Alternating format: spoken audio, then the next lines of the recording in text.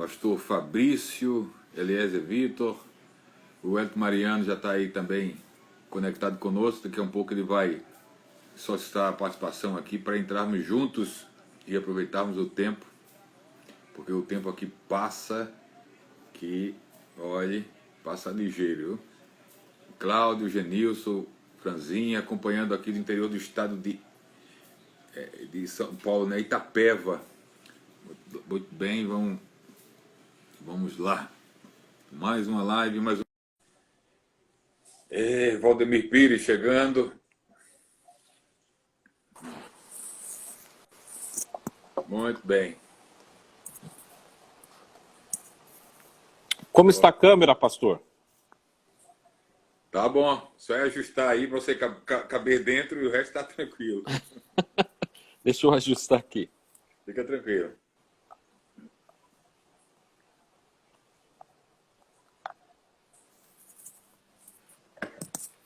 Graças a Deus. Graças a Deus. Pastor Edson Mariano, em primeiro lugar, agradecer a gentileza de ter aceitado o convite para estar conosco aqui. Uma das lives assim mais esperadas aqui, pelo que eu vi.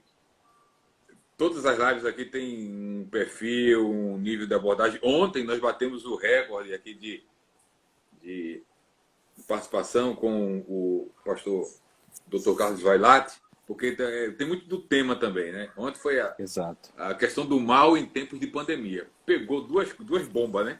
Primeira, a questão do mal, que é uma das questões mais difíceis assim de justificar à luz da Bíblia, embora seja possível quando demonstramos, e a outra a questão da pandemia. Aí juntou as duas coisas, aí o povo ficou muito antenado na questão. Mas o que tem me chamado a atenção é a questão também do interesse por teologia arminiana. Graças a Deus. Eu tenho conversado aqui com vários convidados, Kleber Maia,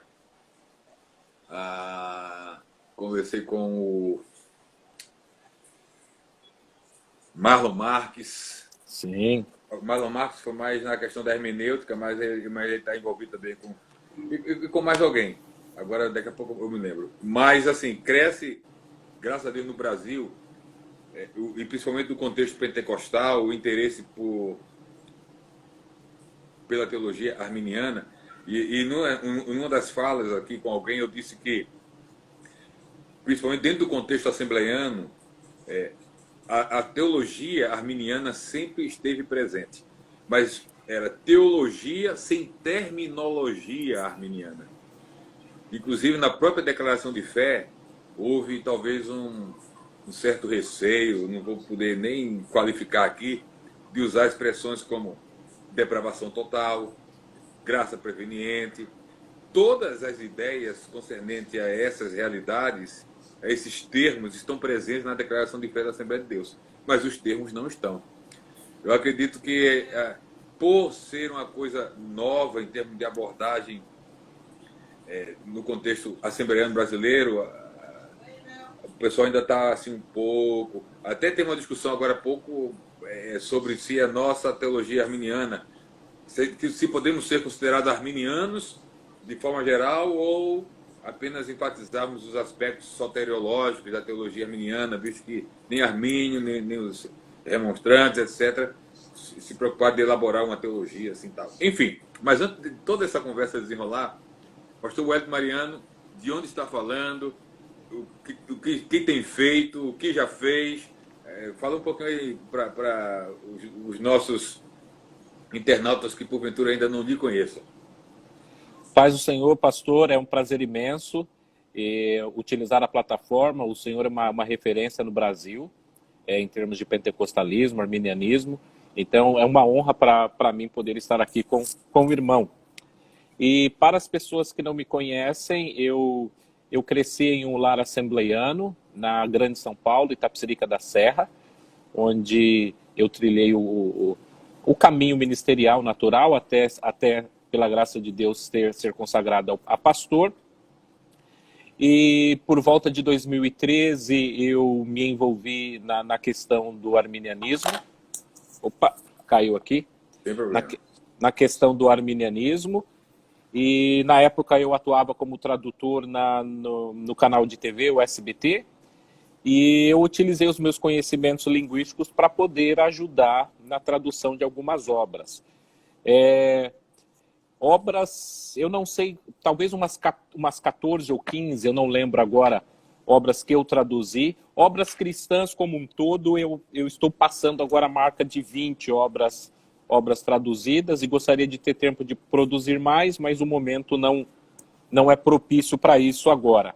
Eu estou falando do Canadá, da cidade de Hamilton, na província de Ontário, e falando de uma igreja Assembleia de Deus, onde eu sou pastor assistente, cuidando de uma congregação de fala portuguesa e atuando como segundo pastor da igreja de fala inglesa aqui.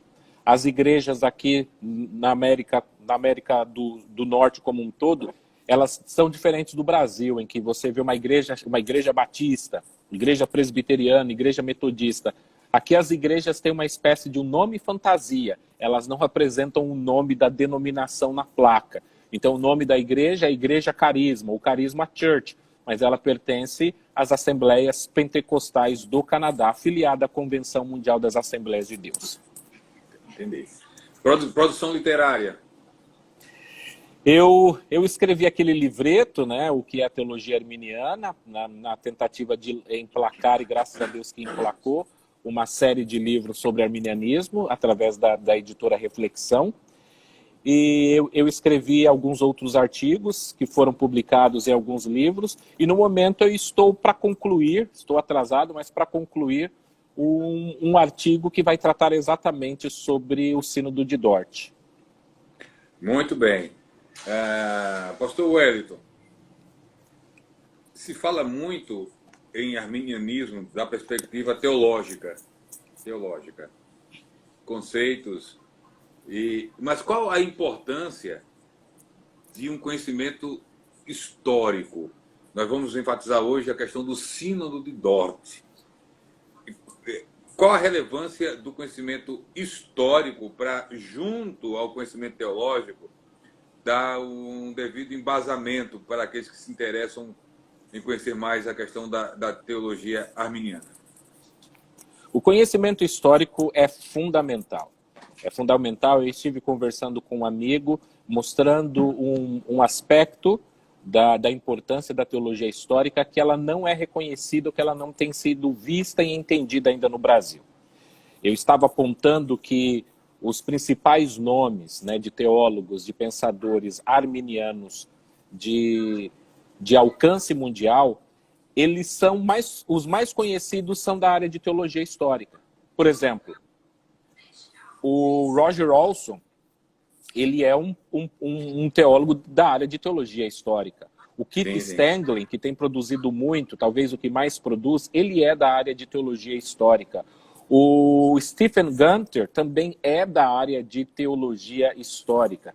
Então, nós vamos ver que até parece, dá-se a impressão para alguns, que o arminianismo não tem exegetas ou não tem outros teólogos de outras áreas. Mas a verdade é que sempre houveram grandes exegetas de linha arminiana, mas que essa recuperação se dá através da história, do conhecimento da história. Por exemplo, foi uma falta de conhecimento da história do pentecostalismo que leva, basicamente, toda vez quando nós falamos de pentecostalismo, de falar que o início é na Rua Azusa. E eu entendo esse início, mas nós temos um início que antecede a Rua Azusa dentro dos movimentos, por exemplo, de santidade metodistas e wesleyanos, e com isso nós temos uma influência de Wesley, por exemplo, na soteriologia, que deixa como legado toda essa soteriologia arminiana que nós temos. E o próprio João Wesley teve conhecimento, porque existem artigos que provam que ele leu, por exemplo, algumas obras de Armínio, e ele leu e até mesmo opinou sobre o Sínodo de Dort. Muito bom. E vamos lá, o Sínodo de Dort. Fala um pouco aí dentro das suas pesquisas.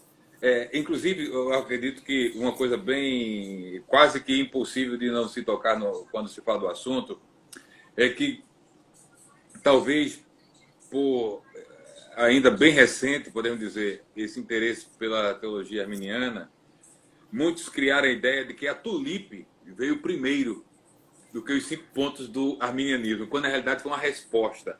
Mas vamos lá, isso aí vai ficar para o seu desenrolar. Fica à vontade aí para desenrolar para a gente o rolo histórico do Sínodo de Dort. A questão do Sínodo de Dort é a seguinte: infelizmente no Brasil, muitas editoras, ou a maioria das editoras, elas têm um viés calvinista. E naturalmente que essas editoras confessionais irão produzir livros que estejam alinhadas de acordo com a visão que eles defendem. E nesse sentido, o pouco que se tem escrito sobre o Sínodo de Dort é escrito a partir do viés calvinistas, por calvinistas. E naturalmente nós sabemos que quando nós escrevemos, nós temos que procurar ter uma objetividade, uma isenção, mas nem sempre isso é possível. E em se tratando da produção histórica do Sínodo de Dort, fica claro que não existe uma objetividade ou uma sinceridade. Talvez sinceridade não seja a palavra, porque eu não posso julgar o coração dessas pessoas, mas em apresentar os fatos como eles são. E alguns fatos, eles são muito danosos para a história do calvinismo como um todo, porque o Sínodo de Dort não é essa marca de o último grande sínodo da cristandade protestante, ou, sabe, que alguns falam com o peito cheio, quando na verdade eles pouco conhecem. O Sínodo de Dort, ele não foi um sínodo unicamente religioso. O Sínodo de Dort, ele foi um sínodo político-religioso. E que foi a direção política quem definiu os resultados religiosos da época. Portanto, eu até estava pensando aqui, eu tenho percebido toda essa discussão que está acontecendo agora no Brasil em razão dos últimos acontecimentos políticos, e essa atmosfera que toma o Brasil hoje, você pode usar para procurar entender o que estava acontecendo na Holanda do século XVII. Muitos escritores colocam como 2 partidos, o partido remonstrante e o partido contra-remonstrante, ou gomarista. No nosso diálogo a gente fala entre calvinistas e arminianos. Mas eram grupos políticos. Por quê? Porque a Holanda, que não se chamava Holanda ainda, as Províncias Unidas, estavam lutando pela sua independência política e religiosa da Espanha católica romana. Então, esses grupos defendiam visões diferentes na política e na visão religiosa. Então, houve um embate entre esses grupos, e esse embate acabou gerando uma guerra civil. Praticamente uma guerra civil. As pessoas estavam brigando na rua. As pessoas estavam invadindo casas. Por exemplo, antes disso, o que aconteceu foi o seguinte. No período em que Jacó Armínio está para falecer, os grupos estão tendo combate entre si, entre os arminianos e os calvinistas. E a única maneira de se resolver isso era através de um sínodo nacional. Só que quem tinha autoridade para convocar um sínodo nacional eram os políticos da época. E esses políticos, naturalmente, queriam convocar um sínodo, só que o partido calvinista queria um sínodo para banir os arminianos. Os arminianos, por outro lado, queriam um sínodo que pudesse revisar as confissões e os catecismos calvinistas. Wellington, Diga. desculpa. Só para aqueles não tão inteirados em terminologias assim históricas, o que seria um sínodo? Um sínodo é uma reunião, né, um agrupamento em que, no caso de um sínodo nacional, eles trariam todos os representantes religiosos e políticos da época para que eles pudessem tomar uma decisão em relação à doutrina, e a partir do momento que se chegassem a um veredito, aquela doutrina passaria a ser uma espécie de lei ou confissão, um dogma de determinada religião. Qual era a relação na época entre igreja e Estado então Holanda? A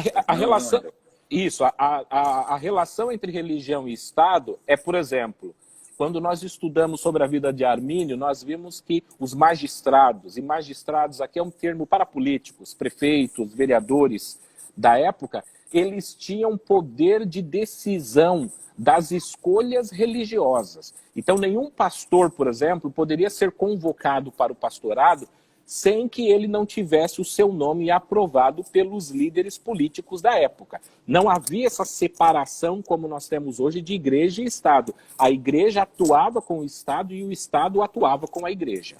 Mais ou menos assim, nos dias de hoje, numa cidade, a Câmara de Vereadores teria que aprovar o nome de alguém para assumir a igreja. Exatamente. Exatamente. Tanto é que quando a remonstrância ela foi entregue, essa mesma menção que você fez dos 5 pontos do arminianismo, elas foram entregues a Johann Oldenbarnevelt, que era uma espécie de político da época, o maior e principal político da época. Veja que esse documento não foi entregue para uma autoridade religiosa, mas esse documento foi entregue a uma autoridade política da época. E os calvinistas, naturalmente, vão apresentar também aos políticos que eles querem esse sínodo. O que acontece? O Oldenbarnevelt, que era esse grande político da época, ele defendia o ponto de vista arminiano, não basicamente na religião, mas na política. E o que vai acontecer é que o Maurício de Nassau, que é o que foi um grande líder também na Holanda, mas que ele era aproximadamente 20 anos mais novo que Oldenbarnevelt. Ele foi criado por Oldenbarnevelt, que o chamou para a política, que o abençoou e que o inseriu em toda a política. Mas o que aconteceu? O Maurício de Nassau, ele era uma espécie de líder do exército. E como a Holanda estava em guerra com a Espanha, o Oldenbarnevelt ele não queria guerra, tanto que eles assinaram o que é conhecido como os 12 anos de trégua. Mas quando esses 12 anos de trégua estavam por vencer, o Maurício de Nassau, que era naturalmente uma pessoa que queria a guerra, via na guerra os interesses onde ele lucrava, ele começou a ir contra as políticas de Oldenbarnevelt. Então foi essa briga entre os dois, se deve haver guerra ou não haver guerra, que vai levar com que os dois se separem. E o que vai acontecer? O Maurício de Nassau, ele vai tomar o partido dos calvinistas, porque ele sabia que a única maneira dele lutar contra o Oldenbarnevelt era se aliando aos calvinistas que poderiam ajudá-lo de alguma maneira. O Oldenbarnevelt fez o seguinte: as igrejas começaram a se dividir. As igrejas arminianas e remonstrantes que existiam na época, os calvinistas começaram a sair dessas igrejas e começaram a formar igrejas separadas, igrejas clandestinas. O governo da época falou que aquilo era ilegal. Antes de um sínodo nacional, os dois grupos teriam que coexistir dentro da igreja reformada holandesa, de alguma maneira, procurar a paz. Mas eles não conseguiam. E então a polícia deveria fechar essas igrejas calvinistas que estavam sendo abertas, porque os calvinistas não queriam cultuar e nem mesmo tomar a ceia com os arminianos. Tanto que Simão Episcópio, que foi o seguidor de Jacó Armínio, o seu irmão, também chamado de Episcópio, nesse período teve a sua casa invadida, saqueada, roubada.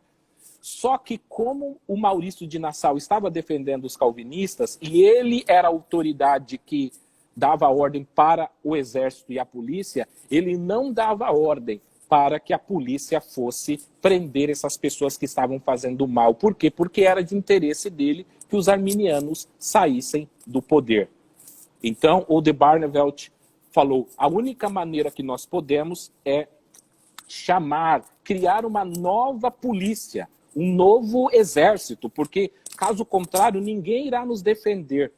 Quando Oldenbarnevelt cria esse exército, Maurício de Nassau, então, vai com o exército já existente, derruba aquele exército, prende Oldenbarnevelt e o acusa de traição nacional, e ele vai de cidade em cidade. As cidades que tinham prefeitos que eram arminianos, que tinham vereadores que eram arminianos, ele tira esses prefeitos e substitui esses prefeitos por prefeitos calvinistas. Os presbitérios da época que tinham a sua liderança remonstrante ou arminiana, eles também são destituídos e são substituídos por líderes calvinistas.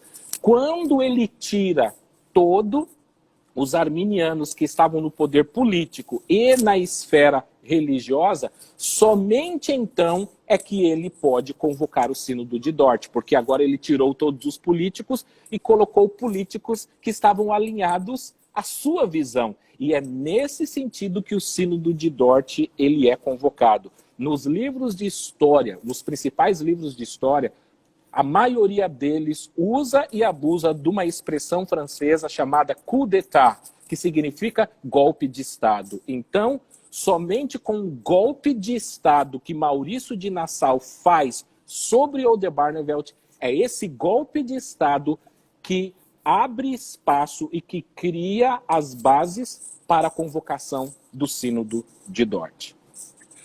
Você prefere que ele chame de Wellington ou de Mariano? Wellington, pode ser Wellington. Wellington. O pastor Wellington. O Brasil está muito longe disso não, viu? Se os ânimos entre calvinistas e arminianos aqui não se acalmarem, daqui vai ter uma guerra civil evangélica aqui. Agora, bom, a partir daí vem a possibilidade do Sínodo de Dort e depois você vai dizer se morreu gente nessa história, tá? Depois você vai dizer se morreu gente. E aí o Sínodo de Dort é convocado e como se dá? Qual o desenrolar do evento lá? O que acontece no Sínodo de Dort? O que acontece é o seguinte, que fique claro que, por exemplo, o apoio que Maurício de Nassau dá aos calvinistas é um apoio político. Ele nunca não é uma questão teológica, a questão teológica ali é mínima. Não é. Mínima. Tanto que o capelão dele, por toda a vida, foi ninguém mais, ninguém menos do que o Uyten Bogart, que foi o grande e principal amigo de Armínio. Ou seja, o capelão de Maurício de Nassau sempre foi remonstrante. Ele mudou de posição por uma questão política. Ele queria ser um monarca. O opositor dele, o Oldenbarnevelt, defendia que o governo deveria ter autonomia nas províncias.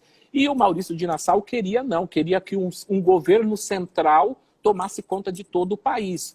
E eles não chegaram a um acordo até que os dois entraram nesse embate. Então veja que alguns livros falam o seguinte, o Maurício de Nassau não sabia se calvinismo e arminianismo era azul ou amarelo. Ele não tinha a mínima noção do que era. Era simplesmente uma questão política. Mas depois de selado o destino dos arminianos, o que eles fizeram? Eles enviaram cartas para os sínodos, para os presbitérios locais, para que eles enviassem representantes. Lógico que agora os presbitérios não tinham mais representantes arminianos. Eles já não existiam mais ou eram minoria. Então foram convocados, basicamente, calvinistas para participar deste sínodo. E os arminianos foram convocados de última hora e com uma carta que dizia que eles teriam a oportunidade de ter um diálogo, um debate aberto com os calvinistas no Sínodo de Dort. Mas quando eles chegaram no Sínodo de Dort, eles souberam que eles não estavam ali para debater ou dialogar, que eles estavam ali apenas como réus, que eles estavam ali apenas para ouvir o que os calvinistas estavam por decidir. E veja que os inimigos, tanto teológicos quanto políticos dos arminianos, foram colocados como os líderes e os juízes do Sínodo de Dort. Então imagine você, por exemplo, se você tem uma inimizade com alguém e essa pessoa com quem você teve uma inimizade histórica é colocada para ser o seu juiz. Você naturalmente não vai conseguir nenhum tipo de imparcialidade no seu julgamento, já que você está afetado por toda a relação histórica que você teve de inimizade com essas pessoas. É digno de nota, pastor Altair, que o Sínodo de Dort, ele tinha dois presidentes. O presidente que nós costumamos ouvir e falar que é o presidente religioso, mas esse presidente religioso estava debaixo da autoridade do presidente político. Tanto que quando eles não sabiam se eles poderiam tomar alguma decisão, eles iam até o presidente político para dizer, podemos fazer isso ou não? Para mostrar que a decisão não era uma decisão religiosa, era uma decisão política. E então os arminianos chegaram. Os arminianos chegaram num número extremamente baixo, entre 13 e 15 pessoas, quando tinha mais de 100 calvinistas. Esse era o debate. O Simão Episcópio, na época, ele era o sucessor de Jacó Armínio, professor na Universidade de Leiden, uma das maiores autoridades religiosas da época, e ele deveria participar dando a sua opinião. Quando ele chegou ali, ele ficou sabendo que ele também não teria mais o direito de opinar. Só deveriam falar quando o seu nome ou a sua fala fosse solicitada. Você fica quieto, você escuta. Quando a pessoa falar e pedir para você comentar algo, você comenta. Era basicamente isso. E eles começaram a ter esse embate, porque naturalmente os arminianos não queriam ser tratados daquela maneira. Estavam procurando um tratamento justo, né? Igualitário. E nessa briga, nesse entendimento, o presidente do sínodo expulsa os arminianos de participar do sínodo. E eles dizem o seguinte, agora vocês irão ficar presos em uma sala, vocês não podem ter acesso a ninguém, a nem mesmo seus familiares, por exemplo, pastores e que tiveram mulheres que estavam grávidas e que iam ter filhos, você não pode sair porque você está aí preso no sínodo, e disseram o seguinte, vocês não podem mais falar, e vocês irão responder agora apenas por carta, para que vocês não falem. Então o sínodo, depois de um mês que os arminianos estavam lá, eles perderam também o direito de fala. Por quê? Porque Simão Episcópio, quando ele falou, ele fez um grande sermão, né, para defender a sua causa. E aquilo abalou o sentimento e as convicções das pessoas que estavam ali. Então eles perceberam, se nós deixarmos os arminianos falarem, eles podem mudar o pensamento e a cabeça de outras pessoas. Portanto, eles devem ser calados. Então, eles só devem responder através de escrito. E quando eles pediram para os arminianos responderem através do escrito, os arminianos começaram a escrever. E quando eles apresentaram os escritos, agora os calvinistas ficaram bravos, porque para eles os escritos dos calvinistas, dos arminianos, eram muito longos. E que eles não tinham tempo para discutir tudo aquilo. Ou seja, o sínodo de Dort, colocado de uma maneira simples, ele foi uma encenação. O que não é um sínodo no sentido de se discutir e debater ideias. Os arminianos já tiveram o seu destino selado antes mesmo do sínodo começar. Quando eles prenderam o de Barneveld e eles tiraram todos os arminianos do poder, eles fizeram aquilo exatamente para dizer, nós vencemos essa guerra. Um dos pontos que eu gostaria que aquelas pessoas que não conhecem a história saibam é isso. Quando se apresenta o sínodo de Dort como um marco de um vencimento teológico, olha, uma marca, vamos comemorar o sínodo de Dort, eles não sabem que, na verdade, foi uma vitória política, não foi uma vitória teológica ou religiosa. Não houve um debate, falaram assim, olha, provamos que o calvinismo é superior, é melhor. Esse debate nunca houve, nunca aconteceu. Você está deixando alguns calvinistas frustrados aí, decepcionados com a história da versão da Rede Globo calvinista. Oh. Só para quebrar o gelo, que esse assunto é pesado. Pois é, como lá no começo, só para... Muita gente chegou depois, nós estamos falando sobre o sínodo de Dort. E o sínodo de Dort, ele tem uma importância, ou ganha destaque dentro das discussões que envolvem arminianismo e calvinismo. E lá no início, o pastor Wellington Mariano estava falando uma coisa que é fato em história. Toda história tem pelo menos duas versões. Né? E aqueles que são detentores do poder vão obviamente, promover e apresentar a história segundo a versão deles.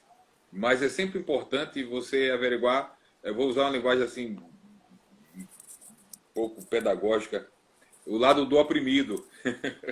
Porque tem a versão da história do opressor e tem a versão da história do oprimido. Claro que você vai fazer uma síntese aí, porque às vezes o oprimido exagera na opressão e o opressor exagera, enfim, atenuando algumas de suas ações, às vezes, muito duras. Mas, sem dúvida alguma, é muito importante, tanto não apenas para calvinistas, mas para arminianos, conhecer essa versão da perspectiva de um arminiano que vai buscar evidências documentais e etc., para poder dizer assim, ó, calma lá.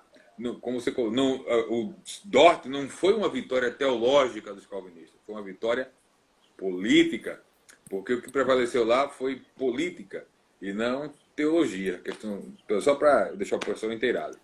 Exatamente. E isso é extremamente importante porque eu participei de um podcast há um tempo passado que eu falei sobre o Sínodo de Dort.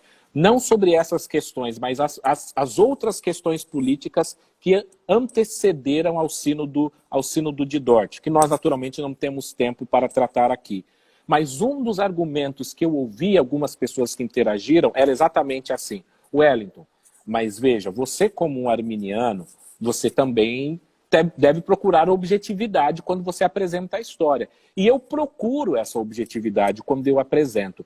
E muitos deles começam a perguntar sobre a veracidade das fontes, porque você falou dessas fontes. Então, assim, eu tenho acesso aos principais livros escritos sobre esse tema.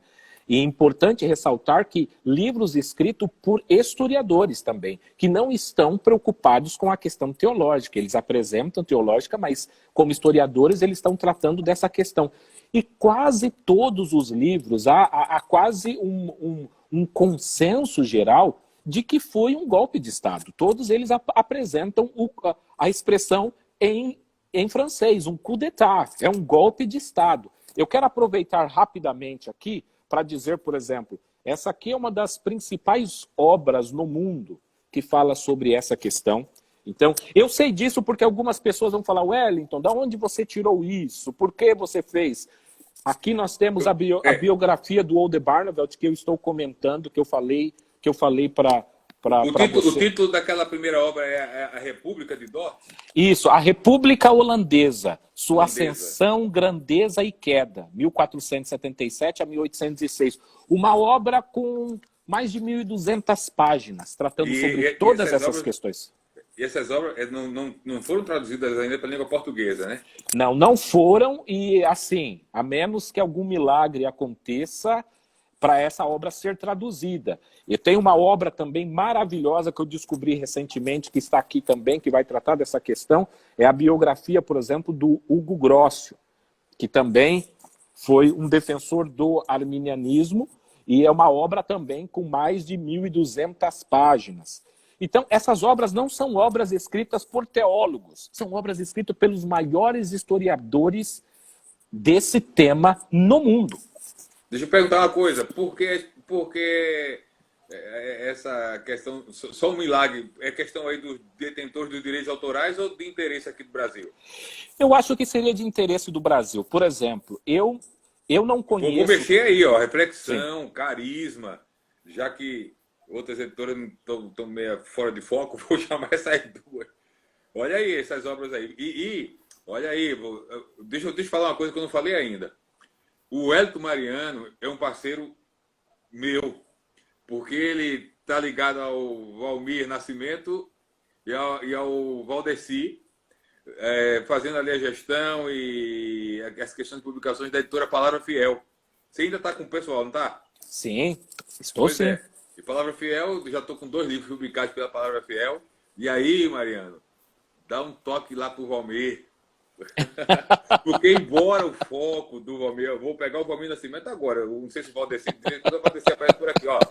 Se a proposta, e você está de dentro, rapaz, você está de dentro do negócio. Se a proposta da Palavra Fiel é foco em pentecostalismo e teologia arminiana, porque já publicou aquelas obras lá sobre graça, livre-arbítrio, por que não, rapaz, Pensa direitinho. Eu sei que é um investimento pesado, pesado. Pensamos, mas um dos motivos aqui, pastor Altair, é essa questão. É uma questão histórica. Então, veja, eles vão tratar... Entendi. Eu estou selecionando a parte que nos diz respeito a esse debate, mas vai ter muita coisa que não vai ser de interesse do público leitor. Por isso que agora o momento é um momento de se estudar, aprender, extrair o que há de melhor nessas obras e publicar obras que tratem sobre isso, trazendo a menção, a bibliografia desses livros. E a minha pergunta direta para... Opa, segura a câmera. Minha pergunta direta para você.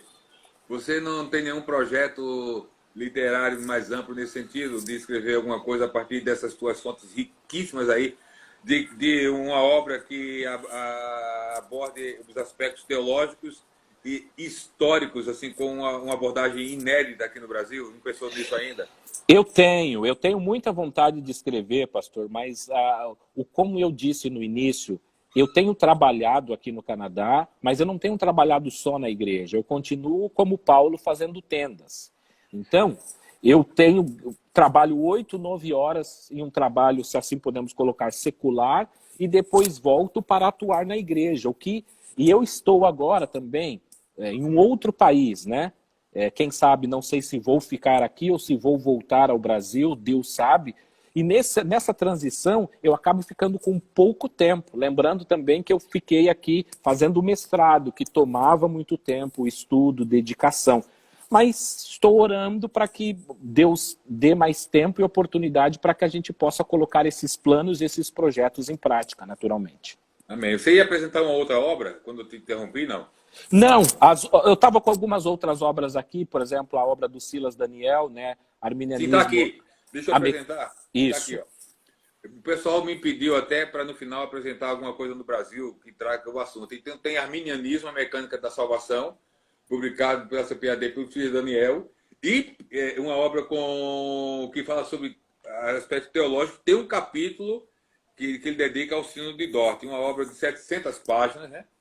Arminianismo, Mecânica da Salvação. E na minha mão aqui está publicada pela Reflexão O Outro Lado do Calvinismo, de Lauro Silvestre, uma obra de quase 900 páginas, que é essa aqui, ó. Exatamente. Eu ainda faria menção que o Dave Hunt, na obra aqui, Amor é Este, Sim. Também ele trata sobre alguns aspectos históricos. Deixa eu só repetir o título desse livro aqui. O Outro Lado do Calvinismo. Lauro Silvestre, 900 páginas.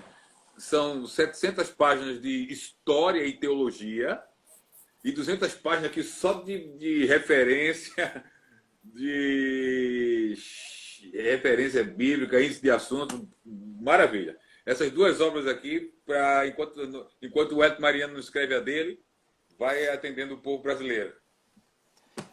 Exatamente. E aqui eu quero aproveitar, pastor Altair, para contar um episódio que as obras brasileiras que eu li, que eu tive acesso, elas não retratam isso, que é aquilo que eu comentei contigo sobre a seletividade do autor para escolher o que é que ele vai publicar. Depois que os arminianos ficaram ali presos e não podendo responder, sendo maltratados, o presidente, o nome dele é Bogerman, o Bogerman ele falou o seguinte: vocês agora, vocês que dizem defender a Bíblia, e se Deus nos colocou na posição de juízes, vocês devem agora suportar tudo que nós temos que fazer com vocês, porque essa é a vontade de Deus. Mas é interessante a contradição na fala desse calvinista. Por quê? Porque quando o governo da época decidiu que os calvinistas não deveriam fazer igrejas separadas dos arminianos, eles desobedecem o governo civil, porque eles falam, né, talvez querendo dizer, é melhor obedecer a Deus do que aos homens. Mas quando agora eles estão no poder, eles pedem para que os arminianos obedeçam o governo. Algo que eles não fizeram quando o governo não convocou um sínodo e quando o governo não apoiava todas as suas decisões. Veja que há 2 pesos e 2 medidas. Quando eu estou no poder, eu peço para que você, naturalmente, acate de bom grado o que eu estou fazendo, porque eu estou no poder. Quando você está no poder, eu posso me rebelar. Então veja que não combina, né? Não bate. Foi essa a posição dos calvinistas da época. Mas essa história, e você aí, nosso ouvinte, telespectador, provavelmente você vai ouvir esse relato pela primeira vez. Quando os calvinistas estavam discutindo entre si, eles chegaram a ler, por exemplo, Efésios 1:4, e aí eles tinham duas escolas diferentes de interpretação, né? Uma escola infralapsária e uma escola supralapsária, da qual o Gomaro era o principal representante dessa última escola. E eles não chegaram a um acordo. Explica aí, respira fundo, explica aí para o internauta não muito acostumado com esses temas, o que vem a significar infralapsarianismo, supra, dentro da perspectiva calvinista. Todos esses termos, o lapso significa uma queda. Todos eles querem dizer se os decretos de Deus eles teriam acontecido ou passado a valer. A ordem dos decretos. Isso. Antes ou depois da queda. Então, o infralapsário e o supralapsário. O supra vai dizer que esses decretos foram feitos mesmo antes da queda. E o infra vai dizer que esses decretos passam a valer depois da queda. Tipo assim, Adão tinha umbigo? Vamos para frente. Nesse nível a discussão. E aí o que aconteceu? Dois calvinistas, o Gomaro não gostou da interpretação do outro calvinista e, pasme, pastor Altair, adivinha o que Gomaro fez? Um dos principais líderes calvinistas da época, que estava no Sínodo de Dort, no momento em que os arminianos nem participando estavam, ou seja, era uma reunião agora que só tinha calvinistas entre calvinistas. Ele não gostou da interpretação do seu colega, também calvinistas, ele retira sua luva das mãos, pega sua espada e convida aquele outro pastor e teólogo para resolver a questão na espada, o convidando para duelar. Já que quando aquele teólogo, o Martinius, ele fez uma interpretação que divergia da interpretação de Gomaro, Gomaro levantou e disse: eu entendi que essas palavras foram direcionadas para mim. Ou, se a gente puder colocar numa linguagem mais popular, você acha que eu não sou macho? Não, vem cá que nós vamos resolver isso na porrada. E ele tirou a luva, pegou a espada e falou: vem aqui que nós vamos resolver na espada e vamos duelar. Martinius, que tinha um temperamento mais equilibrado, né, mais alinhado com o que a Bíblia apresenta que nós devemos ter, ignorou tudo isso, mas o Gomaro levantou ainda no final daquela 65ª sessão, no final ainda levantou falando, sabe, eu não esqueci não, vem aqui, eu tô com a espada, vamos resolver a coisa na espada. Eu estou predestinado para te matar. Mas veja, eu estou apresentando isso não com o intuito de dizer que os arminianos são perfeitos e que eles não conseguem, não têm erros. Eu estou apresentando isso para dizer que você provavelmente nunca ouviu isso em nenhuma palestra sobre o livro de Dort, pelos maiores historiadores brasileiros que dizem que são muito bons, mas eles nunca apresentaram essa informação. E essa informação está aí. Para aqueles que vierem me perguntar, eu obtive essa informação lendo, mas o próprio seminário de Calvino nos Estados Unidos, um dos mais conhecidos, apresentou isso em que um teólogo calvinista, ele faz um papel de um ator tentando recriar essa situação que aconteceu no Sínodo de Dort. Isso para dizer que a gente apresenta o Sínodo de Dort, você imagina, né? Os irmãos sentados com a Bíblia na mão. Espírito em oração. Exatamente. Pedindo a direção do Espírito na reunião. Com cara de santo assim, com o pescocinho caído para o lado.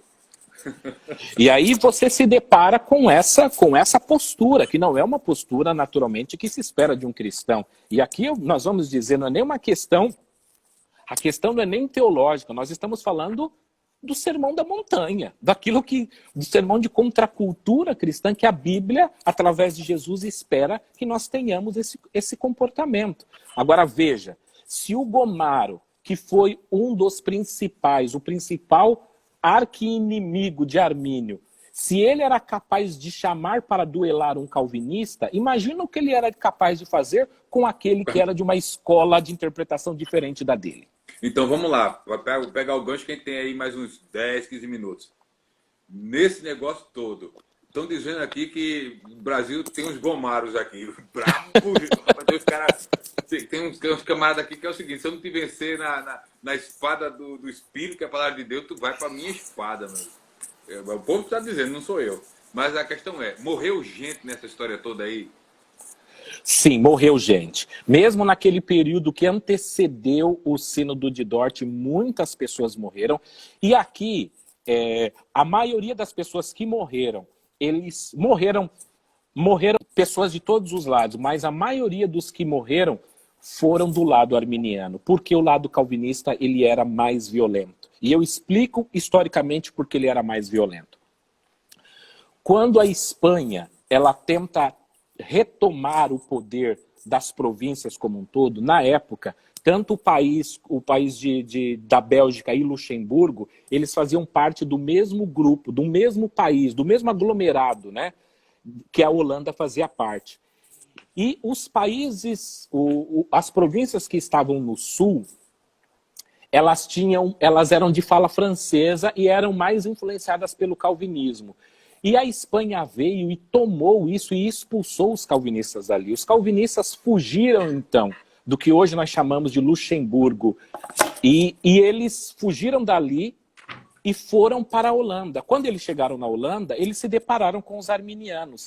E por eles terem sofrido muito na mão dos católicos romanos, eles se tornaram mais violentos e eles quiseram usar a violência que eles sofreram agora contra os arminianos. Então eles eram mais violentos porque eles sofreram violência dos católicos romanos, mas eles sofreram essa violência dos católicos romanos e quiseram descontar nos arminianos holandeses, que eram os nativos. Essa é outra questão e outra dualidade política que eu não tive tempo, provavelmente não vou ter de explicar. Que os arminianos, eles eram majoritariamente os nativos da Holanda e que os calvinistas, eles eram os estrangeiros, que vinham de outros países e que passaram a morar na Holanda pelo fato de lá haver mais liberdade religiosa do que na região onde eles residiam.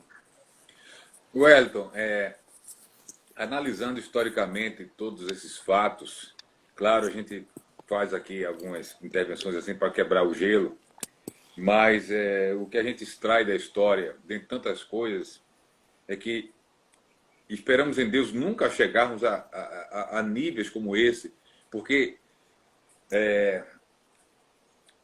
eu não sei mensurar a intensidade ainda. Eu acho que até atenuou um pouco, porque isso tem a ver muito... Deixa eu dizer como eu coloco. No Brasil, existem algumas lideranças calvinistas e lideranças arminianas, eu vou separar assim nesses dois grupos, de grande influência, que inclusive estão nas redes sociais. E eu penso que os seguidores, os internautas, prestam muita atenção na atitude dessas lideranças. Então, quando uma liderança calvinista ou uma liderança arminiana, vou assim chamar, eles se portam de uma maneira assim indevida, inadequada, tratando com desdém o outro lado, menosprezando, tentando ridicularizar, os internautas que têm aquela figura como referencial tendem a reproduzir aquilo ali, mas reproduzir num nível mais grave, porque não tem a responsabilidade que ele tem como líder nacional. Então, eu acho que quando os nomes de referência desses contextos eles se portam com um equilíbrio, tende a atenuar essa briga mais da base, assim. Mas, infelizmente, a gente ainda vê no Brasil, todo dia eu vejo postagem de arminiano cutucando calvinista e calvinista cutucando arminiano. E é uma discussão assim que não leva a lugar nenhum. O meu posicionamento em relação a essa questão, porque agora eu estou tentando pegar essa questão histórica e contextualizar um pouquinho, ainda vou devolver a fala para você, é que eu acredito que os calvinistas deveriam fazer o seu trabalho, como igreja, como as suas instituições de educação teológica, fazer o seu trabalho, edificar o povo que congrega nas igrejas calvinistas, pregar evangelho, lavar para os eleitos ser salvos. Mas, sim, viver e fazer aquilo que eles acreditam e deixar quietos os pentecostais e deixar quietos os arminianos. E os arminianos a mesma coisa. As igrejas arminianas vão pregar evangelho. Vamos trabalhar no ensino e na pregação para edificar a nossa igreja. É uma coisa que é um ponto de vista meu. Se eu tenho alguma coisa para falar de calvinismo, eu falo dentro do meu contexto eclesial para mostrar, olha, gente, nossos princípios doutrinários são esses que divergem deles, dos calvinistas. E aí, o membro congregado vai analisar e ver se é coerente ou não. E os calvinistas a mesma coisa. Que falassem dos arminianos ou dos pentecostais, de quem quer que sejam, dentro do contexto calvinista lá, eu não chamo nem de reformado, porque o tipo de reformado eles se apropriaram e a reforma é bem maior que o calvinismo. Podemos fazer uma live só sobre isso, viu, pastor? Posteriormente. Vamos marcar. A reforma é bem maior que o calvinismo. Então é o seguinte, o problema é quando esses líderes, principalmente os líderes, vêm a público para mexer com o outro lado. Então, quando mexe, geralmente tem reação. Então, assim, seja calvinista, dentro da sua igreja, do seu contexto calvinista, seja pentecostal e arminiano, dentro do seu contexto. Eu sempre digo assim, pentecostais, assembleianos, não nos interessa pentecostalizar calvinista. E não deveria interessar a calvinista calvinizar pentecostal. Se isso acontece e é mantido um respeito, não se alimenta essa coisinha de bastidor, de menino de calça curta, menino arminiano, menino calvinista, trocando farpa e fazendo piada um com o outro. Isso aí não glorifica a Deus, não promove edificação na igreja, não agrega valor nenhum. Então eu só queria fazer esse comentário e deixar aí, acho que temos mais 5 minutos com você para o que lhe convir falar. Pastor, eu concordo, eu participei de vários debates, né, mas sempre com muito respeito, com todos os debatedores, sem nunca deboche, sempre mantendo o nível que se espera de um cristão. Mas em nível de conclusão, para nós tentarmos fechar aqui esse resumão que nós fizemos sobre o Sínodo de Dort, eu quero dizer que em 1625, o Maurício de Nassau, quem preparou e fez com que o Sínodo de Dort pudesse existir, ele veio a falecer. E quando ele veio a falecer, ele foi substituído. E ao ser substituído, tudo aquilo que o Sínodo de Dort pregou, ensinou e validou, não passou a valer mais na Holanda. Ou seja, o Sínodo de Dort acabou em 1619. Em 1625, ele tinha perdido todo o seu valor das leis que haviam sido aplicadas contra os arminianos. Os arminianos foram expulsos, perderam suas casas, suas posses, foram exilados, mas a partir de 1625 eles puderam retornar. Eles não retornaram dentro da igreja reformada, agora estabelecida com os calvinistas, mas eles fundaram ali a igreja chamada, né, a igreja, o seminário remonstrante, a denominação remonstrante, para dizer o seguinte: o poder que as pessoas falam, o que aconteceu? O poder de Dort, ele durou aproximadamente 6, 7 anos. Com a morte de Maurício de Nassau, que é quem validou politicamente Dort, tudo aquilo caiu e os arminianos puderam voltar e exercer, não naturalmente na mesma posição. Agora a igreja do Estado estabelecida era a igreja calvinista em questão do Sínodo de Dort, mas eles voltaram e começaram a tentar voltar à sua vida normal, né, depois de tudo o que aconteceu. Mas isso é para dizer e apresentar que eu costumo dizer o seguinte, pastor, eu vejo. Pode ser que eu esteja errado, mas eu só consigo ver 2 saídas para os historiadores calvinistas brasileiros das obras que estão sendo produzidas. Ou eles não conhecem a história para poder apresentar isso, e pode ser essa a verdade, ou se eles conhecem, eles estão manipulando a história. De qualquer forma, a história não está sendo apresentada como ela deveria ser. Tem um provérbio, eu vou tentar aqui dizer, né, relembrar um provérbio africano que diz assim: enquanto enquanto o escritor for o caçador, enquanto o leão nunca tiver um historiador, a história vai ser sempre contada do ponto de vista do caçador.